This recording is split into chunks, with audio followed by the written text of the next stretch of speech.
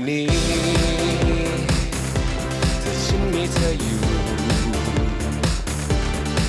ก็ดูเหมือนว่าทุกสิ่งมีความหมายทุกอย่างฉันรักเธอ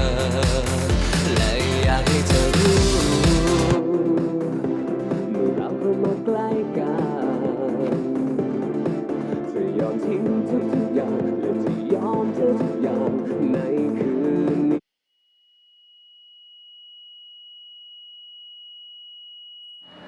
Chloe, I got to go now, okay? Okay. See you later then. Bye.